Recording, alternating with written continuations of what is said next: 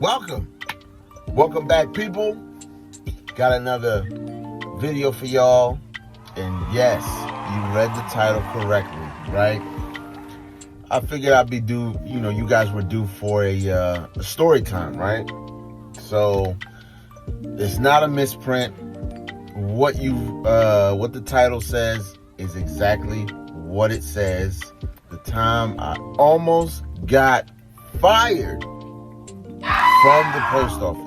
Yep, I almost got fired from the post office. I know it's crazy, right? Like, can you believe that? Why would they want to fire me out of all people? But I do more work than anybody in there anyway. But we ain't gonna talk about that. That's for another video. So check this out, right? I've been driving trucks for like about 8 years now, right? And I don't know what it is, but if you're from Philadelphia, then you know. It's something about driving a truck commercially, whether it's a box truck or whatever the case may be. I never drove a trailer downtown, but truck driving downtown for some reason gives me the absolute worst anxiety. It's terrible. It's freaking terrible. So I'm doing this run, and this is just like from past experiences. We're dealing with downtown. It's in the middle of the day. The weather's fairly nice. And, it's like around 3:30, 4 o'clock. So everybody's leaving. Everybody's leaving the job. Everybody's going home, right? You got those, those guys, that ride their bikes and stuff like that, but they just get a little bit too close. They're riding their bikes. I see them, but I'm just like, man, this guy's just way too close, man. They zigzagging in and out of the lanes and everything. But anyway, so I had to go to this post office. It's on 13th and Market, right? It's on 13th and Market. So I'm like, all right, bet. Okay, fine, whatever. They gave me the address and everything. Mind you, I'm still a PTF, right? I'm a PTF still. So I go down there in a way that I took or whatever, because I noticed when you get to around 12th and 13th Street, right? 12th and 13th Street are, they are one-way streets. 13th Street is a one-way street going one way. Then you got to go down to, I think, either Chestnut is a one-way street going the opposite direction. You can't go down that way. Walnut, I pretty much had to make a big U-turn because I seen the post office is sitting right over there in the corner, but it's a one-way street coming up. So I'm coming from 12th Street, and I pretty much got to do a big, giant U-turn. Go down 12th Street, bang a right on Walnut, bang another right on 13th to come up, and the post office was going to be on my right. So I'm coming, right? And around that time, like I said, it's 2020. I'm like about 88 days in. I'm like about 88 days in, right? So I'm coming down 12th Street, bumper to bumper traffic and everything. So since COVID hit, right, a lot of these restaurants down there, they needed, or a lot of them set up shop outside. Since we couldn't be inside or whatever. So a lot of them set up shop outside, right? So they set up shop outside. And they have what's called a lot of outdoor dining booths that they sit in the street. Now, 12th Street, all the way around, is 2 lanes going this way. 1 lane going here. And then 13th Street is also 2 lanes. But on 12th Street, those outdoor dining booths were in the street, so it made it 1 lane. Mind you, we got SEPTA buses that's going down there and everything. We got SEPTA buses, right, that's going down there. So I'm going bumper to bumper traffic, and I'm sitting in the truck, and I'm like, damn, can I go down this street right here? I'm like, damn, I don't know. Then I'm just like, mind you, I'm coming down there real slow and everything, and I'm sitting at the light. There's a couple cars in front of me. So I'm sitting at the light, and I'm looking or whatever, and I'm like, damn, can I go down here? Mind you, I'm coming off the break. I'm trying to inch and see, can I go down? Can I just cut down this block? I said, no, this block looks kind of tight. So when I look up, the light turned green. So what happened is I give it gas, passenger side mirror scrapes the top roof of one of the outdoor dining booths. It pushes the mirror inward. So now I can't see what I just did. Like, now I can't see what I just did. I knew I hit something because my mirror was pushed in. I'm looking at my spot mirror over here. I'm like, oh my God, the truck done shook. I'm like, oh my God, what did I just do? What did I just do? So I finally get to the corner, the very next corner or whatever, and I'm trying to park. I'm trying to pull into a spot so I could just easily, like, you know, just pull into a spot because I couldn't back up because I couldn't see out this mirror. So I stop the truck, I hop out, and I walk back. I walk back up the street, and I'm looking at it. Wow. So, yeah.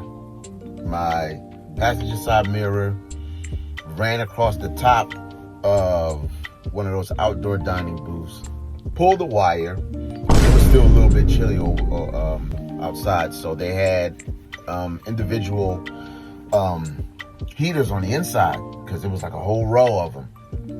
Had the plastic to separate it and everything. Like each booth had like a little overhead heater. Man, I drove past that thing. I snagged the wire. All the electricity from all of that outdoor dining booths went out. Yeah. And like I said, to make matters worse, it was like my 88th day. And everybody kept telling me, as long as you don't hit nothing, you should be all right. My 88th day. That's what happened. So I go back there. The store owner is freaking out because he had customers in there or whatever. Now they saying they cold. The light went out. The heat went out.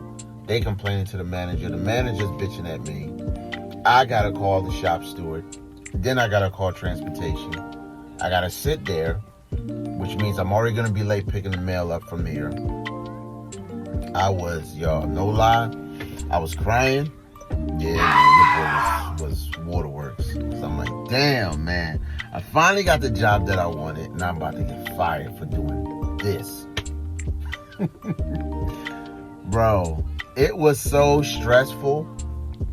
I remember calling my wife up, and I called her on FaceTime, and she's just like, hey, what's wrong? What's wrong? And I'm just like,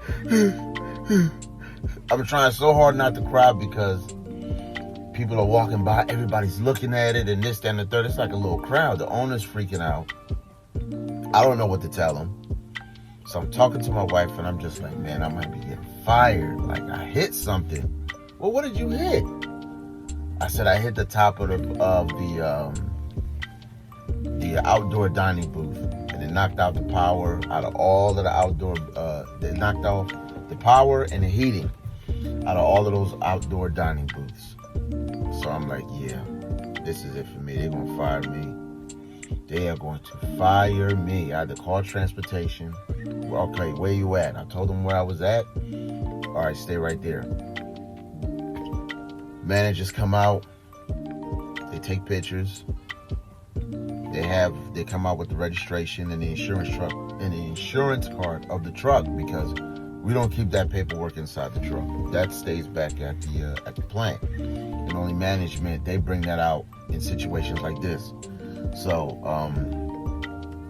I'm sitting in there, and they was just like, yeah, we need you to when everything was all done and squared away or whatever, they're like, yeah, we're gonna go ahead and shut you down for the day. And what ended up happening, actually, why I didn't lose my job, is because the outdoor dining booths that they have, right? You got the edge of the sidewalk, and if you're gonna put it in the street, there's a certain like the city has some kind of regulation to where it can only be this much further out into the street. So when the cops came, they took out the measuring tape and they were measuring. I'm sitting at the corner like, what are they measuring?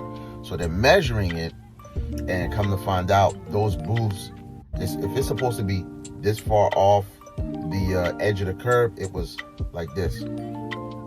So, and where they messed up at, and another person that was there, they actually heard one of the owners say this. They messed up because the one guy said, yeah, SEPTA just hit it last month.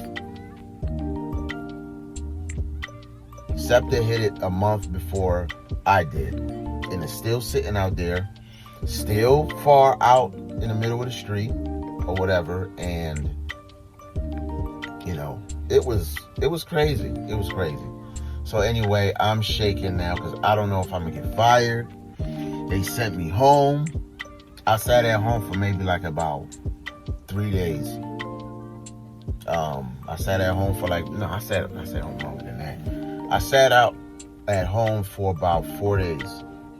But 2 days into me staying home, shop steward calls me. He's like, did you hear from anybody back at the, did anybody from management call you? I said, no, not yet. So he said, okay, we're still reviewing everything and this, that, and the third. And we are going to, I'll let you know. We're going to keep in touch, definitely. We're definitely going to keep in touch. So I'm in the house. I'm nervous because I don't know what they're going to do. I don't know what they're going to come up with. So finally, they called me and they said, yeah, we need you to come in like around 12 o'clock. Oh, how did I forget this part? When I got back to the plant to turn the truck in, they asked for my ID badge. That's how I thought, yo, I'm about to get fired out this joint, bro. Like, they was like, yeah, we need your ID badge. I had to take my joint off and give it to them. They wrapped it up, opened the drawer, dumped it in there. I said, yeah, I'm about to get fired, bro. So anyway, fast forward, I come in to work, and as I go up the steps to go to transportation, I look down the hall, and I see the shop steward that I was talking to over the phone. He's talking to some other guys or whatever the case may be. So I go in there, I greet them, and as I'm walking past them or whatever to go inside to go talk to management, they pull me to the side. And that's when I found out, it's like, yo, we got like about 4 shop stewards on our tour that we work alongside of. And I never knew that. I thought it was just one union rep. We have 3 of them. I think, let's see. Yeah, we got 4. 4 union reps that work on the same tour. And they're just like, look, this is what we're going to say. Before you go in there, you know, this, that, and the third, you don't say nothing. We're going to do all the talking for you. Because he said, listen, man, listen, Valente, like, we fall for you. You know, you made an impression on management. You don't give nobody no problems. You don't complain. So that's why it pays for you not to complain. You can complain in the head or on your way home from work, but just don't be out in the open in front of other employees complaining, because situations like that, oh, he don't work or he complains all the time. And they're just like, yeah, we just going to be done with him. He's a problem anyway. So anyway, I'm greeted by all 4 shop stewards, and they said, we're going to go in there. I'm going to do all the talking. You don't say anything. So I'm like, all right. So we walk in there. We open the door. We go in there. They pull the chair out. There's only 1 chair in there. They pull out a chair. Management is sitting across from me. Pull out a chair. I sit in the chair. They all standing behind me. Like, that's crazy. Like, I thought I was about to go to trial. You know, if they say this or letter of warning, or if they try to do this, that, and the third, this is what we're going to counter with. But, you know, we're pretty confident that we're going to be able to get your job back. So that's pretty much what ended up happening. I went in there. I didn't have to say a word. My union rep and all the shop stewards or whatever, they were the ones that was doing all the talking when they're trying to write out, you know, the paperwork and stuff like that. And they were just like, no, it's not an accident. It's an incident. And he's just like, oh, man, you know, I know it was an incident. Yeah, we'll write it down. I said, damn, this dude is like a pit bull in here. Like, I felt like I was about to go to court, you know. But after that and everything, they were like, yeah, then my other manager pulled me in the office, and they was just like, yeah, we decided that we're not going to terminate you. We're not going to move forward with any aggressive discipline, because there was a lot of faults on the company's part. They were too far out in the middle of the street.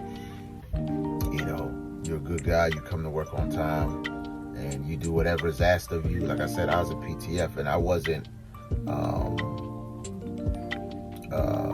90 days. I don't think I was 90 days in, but the union stepped in, and they were just like, come on, man, like, can you know, which was shocking because my 90 days wasn't even up yet.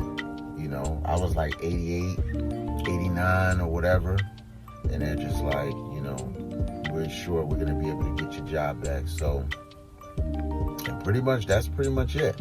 You know, that's pretty much it. And like I said, I've been up, you know, kept my head on a swivel ever since. So, you know, so that's my story, man. How I almost got fired, man. I hit something, and it was just like, man, I done went through all this training, fingerprinting, interviews, second interviews, and I'm about to lose it all right here. And it's just like, damn. So I'm gonna go ahead and leave those still pictures at the end of this video, so you guys can see it for yourself what I was dealing with, and you tell me, you know, was that a write-up worthy or whatever the case may be. But that's all I got for y'all this week. Like I said, find this information useful, let me know in the comments. Let's talk about it. Let's chop it up. Thumbs up, share, subscribe, and I'll see you on the next one.